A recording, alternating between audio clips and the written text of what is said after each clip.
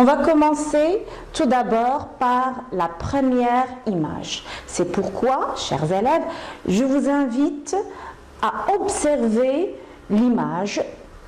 Quels sont les éléments qui la composent? Quelles sont les couleurs, bien sûr,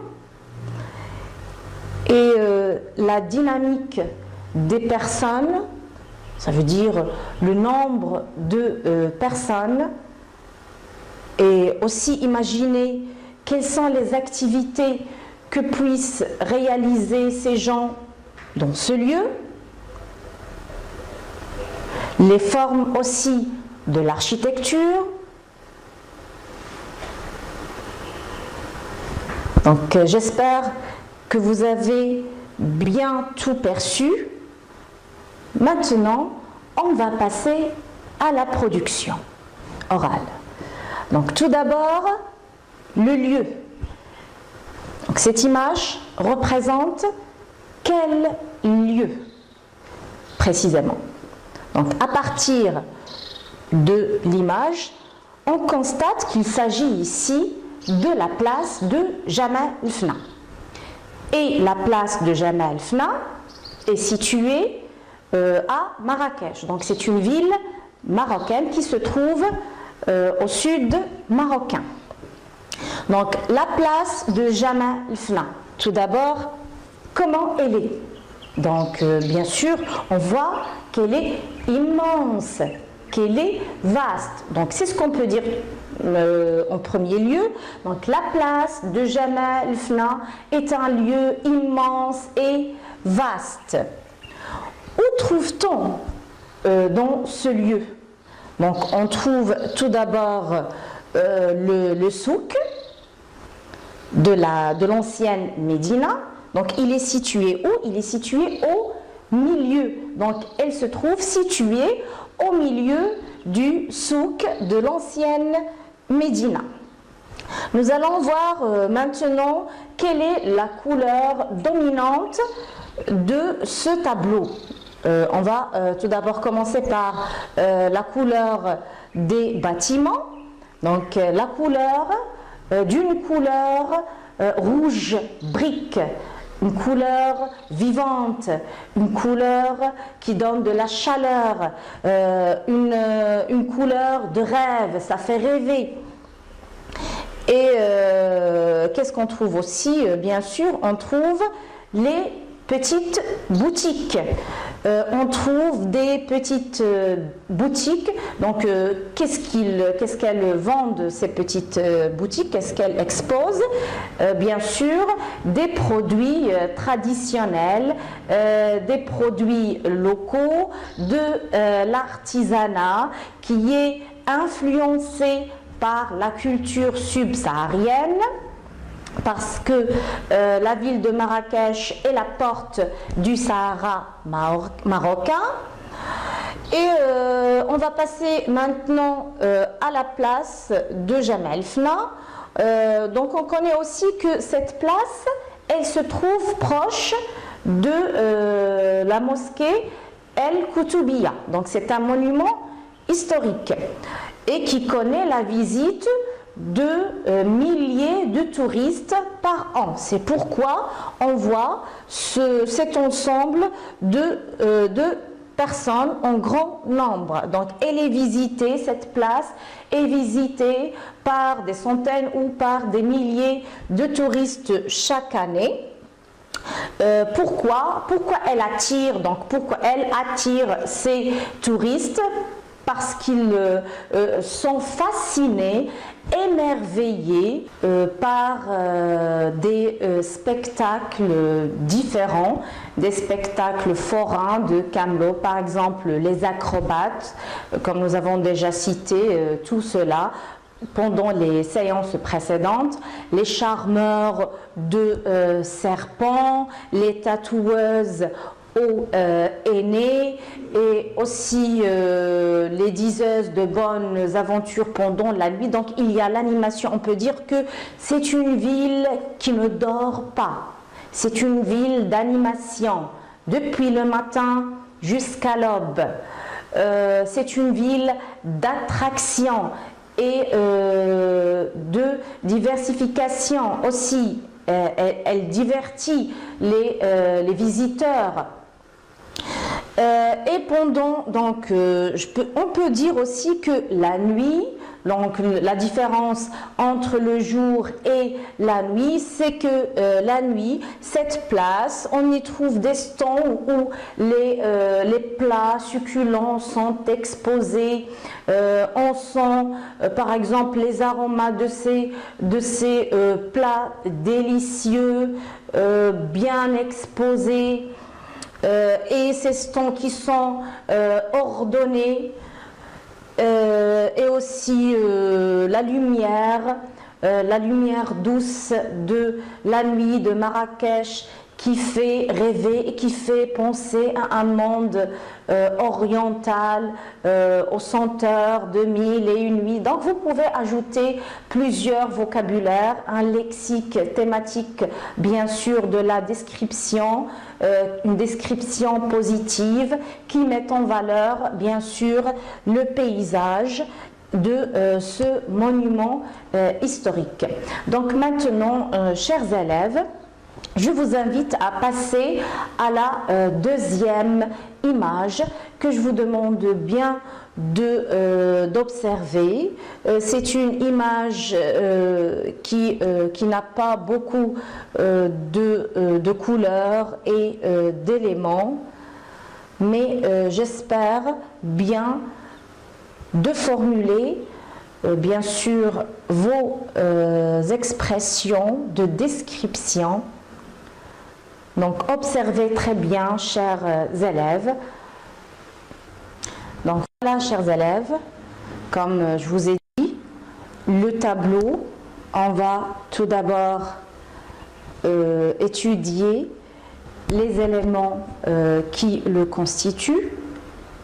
Il y a la mer, il y a le coucher du soleil, il y a aussi des hauteurs, ça veut dire quelques montagnes au fond du tableau, derrière la mer, entre la mer et le soleil. Il y a le ciel qui a cette couleur orangée, influencée bien sûr par le coucher du soleil, qui ressemble aux fruits on peut dire, d'abricot, c'est comme un abricot, jaunâtre et orangé. Et encore, il y a cet homme avec cet animal. Donc, c'est un animal, bien sûr, qui vit exceptionnellement au Sahara, au désert, qui est le chameau. Donc, il n'y a pas plusieurs éléments, mais on va quand même décrire ce tableau. Donc, on peut dire qu'on est assis devant la mer pendant le coucher du soleil.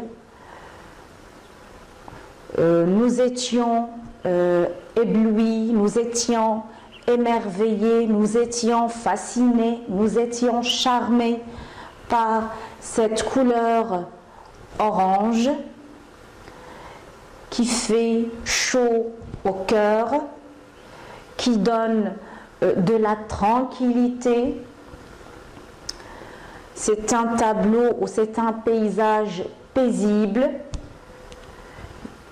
qui nous invite au silence, à la méditation, à l'appréciation de ce moment tranquille avec les petites vagues. Donc regardez ici, il y a des petites vagues. Donc la mer aussi, elle profite de ce temps tranquille. Elle est elle aussi calme avec ces petites vagues qui se succèdent l'une après l'autre, en essayant par exemple de produire une mélodie ou un rythme de bruit ou de son. Donc Donc ce sont de ces vagues donc, qui se bousculent lentement sur la plage. Aussi, c'est une sonorité qui nous invite, bien sûr, à s'abstiner de parler et seulement d'apprécier le tableau. Donc, et cet homme qui en fin de journée retourne à sa maison en tirant derrière lui son animal, qu'on peut dire épuisé d'une journée, il va retourner à sa maison et il profite de la dernière marche sur la plage. On peut même dire que c'est un paysage d'une région sud du Maroc. On peut dire que c'est Tarazout, c'est Agadir, c'est Safi, et Saouira. Donc il y a plusieurs villes qui se trouvent au côté maritime. Donc c'est un tableau très très beau. Donc n'oubliez pas, chers élèves, de bien réinvestir tous les actes de langage qu'on a vus, donc les adjectifs incontournables, beau, belle, formidable, extraordinaire, magnifique, joli, et les verbes apprécier, aimer, voir, regarder, méditer, charmer. Donc, et aussi les expressions, par exemple, sur ou près de, donc pour la détection de lieux. Et les couleurs, bien sûr, donc vous connaissez toutes les couleurs, jaune, bleu, rouge, on dit d'un lieu verdoyant. نبدأ بالنشاط الأول. أكتشف نوع الخطأ في حساب الفرق 64.2 ناقص 13.27 وأصححه. إذا لاحظوا جيدا الجدول ما أنجزه أحمد. إذا لاحظوا العملية التي أنجزها أحمد، ثم ما أنجزته هبة، وفي الخانة الثالثة ما أنجزه خالد. نبدأ بما أنجزه أحمد. إذا لاحظوا جيدا هنا. إذا أين هو الخطأ في نظركم؟ نعم، إذا الخطأ هو أحمد لم يضف الصفر الزائد مما. إذا لاحظوا هنا يوجد الخطأ، لأن 0 ناقص 7 لا يمكن، إذا يجب الاستلاف. أضيف 10 وأنزل 1، إذا 10 ناقص 7 تساوي 3. إذا الخطأ هو عدم إضافة أو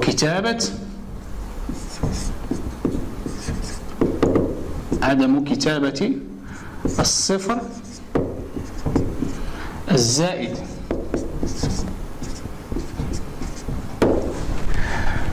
الآن نمر إلى ما أنجزته هبة. إذا لاحظوا بالنسبة للوضع، إذا جيد، الصفر الزائد، إذا 0 ناقص 7 لا يمكن، أضيف 10 وأنزل 1، 10 ناقص 7 تساوي 3، 2 ناقص 2 0. إذا الخطأ هنا لم ترد الاستلاف. إذا لم ترد الاستلاف. الخطأ هو عدم رد. إذا سأكتب الخطأ عدم رد الاستلاف.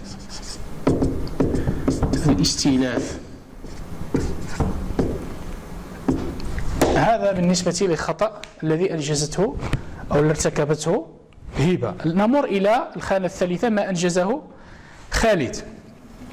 إذا لاحظوا جيدا بالنسبة لوضع العملية، لاحظوا أن الجزء إذا تم الفاصلة ليست تحت الفاصلة، وأيضا تم وضع الجزء الصحيح.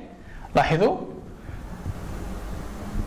الخطأ يكمن في عدم وضع العملية بشكل صحيح، لم يحترم وضع الجزء الصحيح تحت الجزء الصحيح والجزء العشري تحت الجزء العشري. إذن الخطأ المرتكب هو عدم وضع الجزء العشري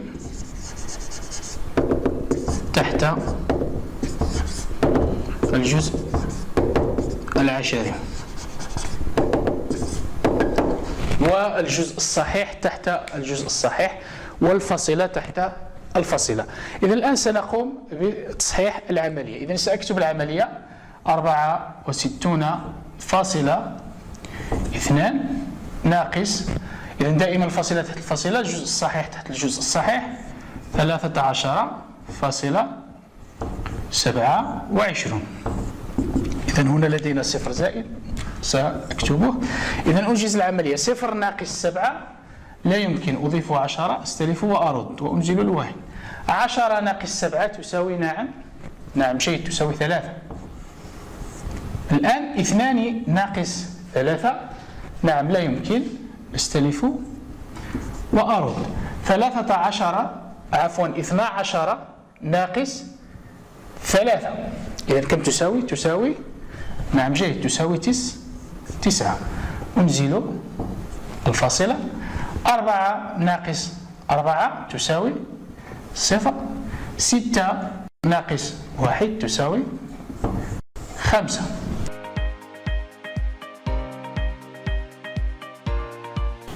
أعزائي التلاميذ، عزيزاتي التلميذات، مرحبا بكم مجددا ضمن مكون التراكيب، لكن هذه المرة ضمن درس جديد.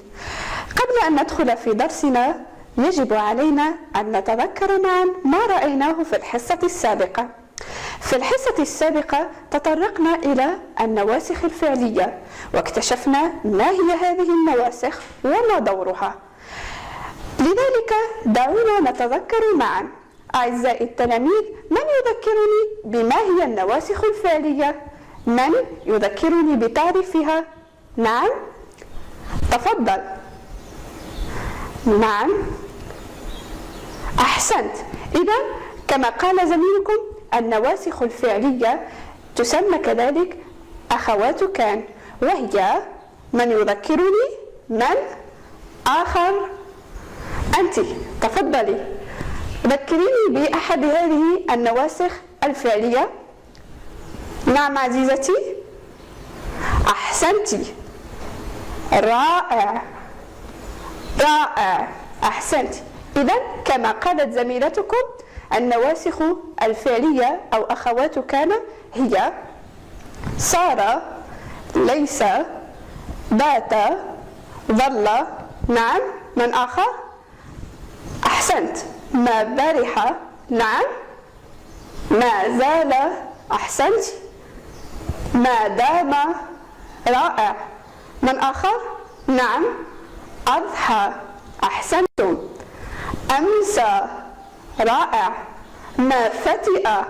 رائع، من فك. إذن أحسنتم، هذه هي النواسخ الفعلية. من يذكرني بما دور هذه النواسخ الفعلية؟ من يذكرني بدور النواسخ الفعلية؟ نعم عزيزتي، أحسنت عزيزتي. النواسخ الفعلية كما قالت زميلتكم تدخل على الجملة الاسمية فترفع المبتدأ وتنصب الخبر. من يعطيني جملة تحتوي على هذه الشروط؟ من؟ أحسنت، تفضلي عزيزتي. رائع، كما قالت زميلتكم كان الولد مهذبا. أحسنت يا عزيزتي، رائع. حسنا، من يجيبني؟ هل النواسخ الفعلية تتفق في المعنى والعمل؟ هل النواسخ الفعلية تتفق في المعنى والعمل؟ من يعطيني ذلك التعريف؟ نعم، الذي كتبته في الدفتر من؟ تفضل. أحسنت، أحسنت، رائع. النواسخ الحرفية هي أفعال ناقصة كما أخبرنا زميلكم، هي أفعال ناقصة تتفق في العمل وتختلف في المعنى. تتفق في العمل وتختلف في المعنى. من يشرح لي ما المقصود بها؟ من؟ فكروا جيدا، حاولوا أن تتذكروا. نعم، أخبرني. أحسنت. إذن الناسخ الفعلي مهما غيرناه بناسخ فعلي آخر يبقى مبتدأه مرفوعا، يبقى خبره منصوبا، ولكن المعنى قد يتغير. من يعطيني مثال؟ أنت؟ أحسنتي. مثلا بات الظلام حالكا، بات الظلام حالكا. أحسنتي، رائع. من يعطيني ناسخا آخر لهذه الجملة ويختلف المعنى؟ نعم، ظل الظلام حالكا. أحسنتي، الظلام مبتدأ بقي مرفوعا، حالكا بقي منصوبا، خبره منصوب ولكن المعنى تغير. ظل يعني بقي على حاله، ولكن بات الظلام حالكا. الآن عزيزاتي وأعزائي التلاميذ سوف ننتقل إلى درس جديد ألا وهو النواسخ الحرفية. نعم، من النواسخ الفعلية سننتقل الآن إلى النواسخ الحرفية. ولكن قبل أن نبدأ في هذا الدرس دعونا نلاحظ ونقرأ النص جيدا. إن السياحة صناعة كأي صناعة أخرى، تقوم على ركائز أساسية تعتبر عناصر الإنتاج الرئيسية، وهي الموارد الطبيعية وتمثلها المواقع السياحية.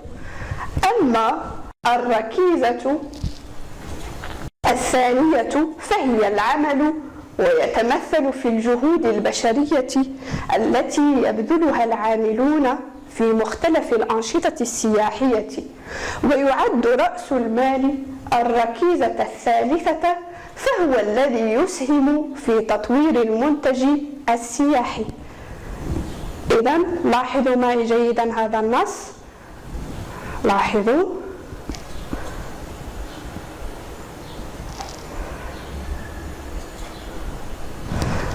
من يخبرني عن ماذا يتحدث النص؟ نعم، عن ماذا يتحدث النص بنظركم؟ عن ماذا يتحدث؟ نعم عزيزي، تفضل. أحسنت، رائع. يتحدث النص عن السياحة. أحسنت. من جواب آخر؟ نعم، أحسنت يا عزيزتي. قالت زميلتكم يتحدث النص عن الصناعة السياحة أو السياحة الصناعية. هل صحيح أن السياحة هي صناعة أيضا برأيكم؟ نعم؟